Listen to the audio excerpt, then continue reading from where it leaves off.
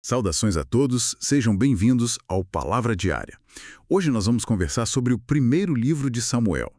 Vamos dar uma olhada nessa história, né? Que marca uma virada bem importante para Israel. A transição ali da época dos juízes para a monarquia. Vamos seguir figuras-chave como Samuel, o profeta, Saul, o primeiro rei e, claro, Davi. Exato. Foi uma época de, muita instabilidade, sabe? Espiritual, militar, os filisteus sempre ali ameaçando.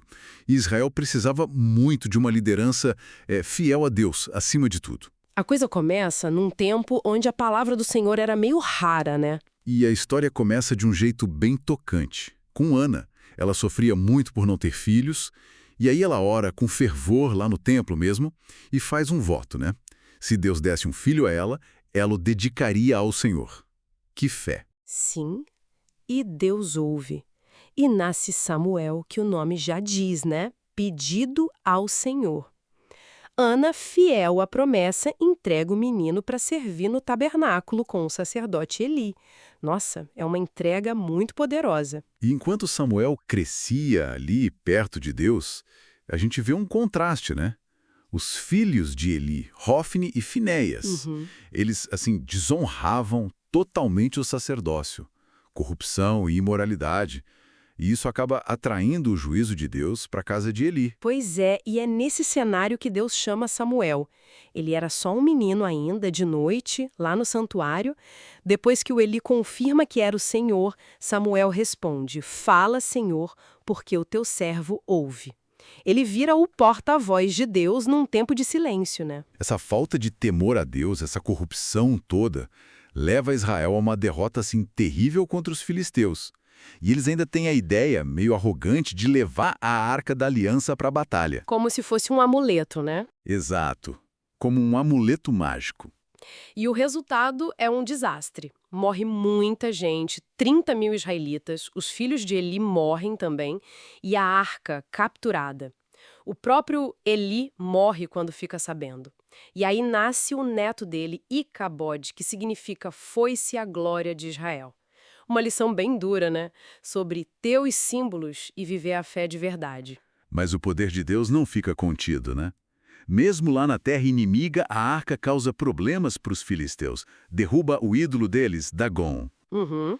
Mostrando quem manda. Mostrando que o Deus de Israel é soberano. Não dá para comparar. E depois de sofrerem por 7 meses, os filisteus devolvem a arca. Ela acaba parando lá em Kiriat Jearim. Nesse período, Samuel se firma como líder, sabe? Ele chama o povo em Mispá para se arrepender de verdade, largar os ídolos. E Deus responde a esse arrependimento, dá uma vitória incrível sobre os filisteus. Para marcar isso, Samuel levanta a pedra Ebenezer. Até aqui nos ajudou o Senhor. É um símbolo forte da restauração pela obediência. Pois é, Samuel julgou Israel direitinho por muitos anos. Só que os filhos dele não seguiram o exemplo, sabe? Caíram na corrupção também. Ah, que pena. E aí o povo fica insatisfeito e faz aquele pedido que deixa Samuel super triste. A gente quer um rei, igual às outras nações. No fundo, estavam rejeitando o governo direto de Deus, né? Exato. Deus até permite, mas avisa das consequências dos problemas que um rei traria. E Samuel unge Saul, da tribo de Benjamim, um homem alto, boa aparência. E Saul começa bem, lidera umas vitórias importantes. Começa bem, mas logo a impaciência e a desobediência aparecem. Primeiro ele faz um sacrifício que não era função dele, não espera Samuel. Depois, na guerra contra os amalequitas, ele desobedece à ordem direta de Deus, poupa o rei inimigo, o melhor do rebanho. E aí vem a palavra dura de Samuel. Obedecer é melhor do que sacrificar. Já que você rejeitou a palavra do Senhor, ele também te rejeitou como rei. Uma consequência direta, né? Exatamente. A rebeldia dele custou caro. E aí Deus muda o foco. Manda Samuel para a casa de Jessé, lá em Belém, ungir um novo rei. E Deus não olha a aparência, né? Escolhe Davi, o mais novo, um pastor, dizendo aquilo: o Senhor vê o coração.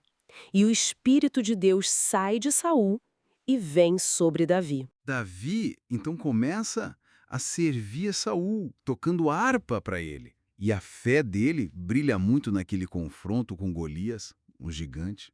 Ali fica claro, né? Confiança humana versus depender de Deus. Davi fala aquilo. Você vem com espada, lança, eu vou em nome do Senhor dos Exércitos.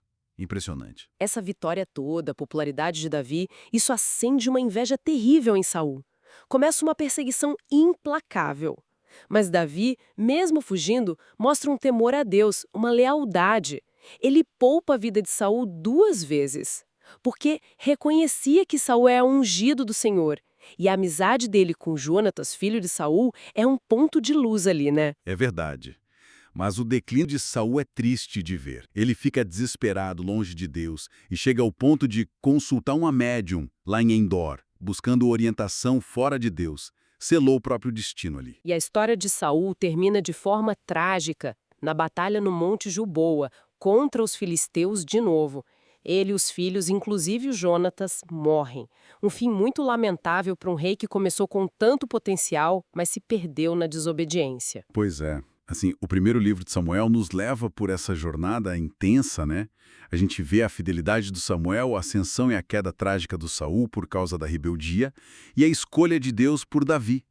A preparação dele, o homem segundo o coração de Deus. Fica muito claro como Deus age soberanamente, mesmo com as falhas das pessoas. A grande lição que fica é a importância de obedecer, de confiar em Deus e que o que Deus realmente olha é o coração. Isso é central em tudo. Assim conhecemos o primeiro livro de Samuel. Convidamos, se inscreva no canal, compartilhe essa mensagem e vamos firmes na leitura bíblica. Deus abençoe grandemente a todos.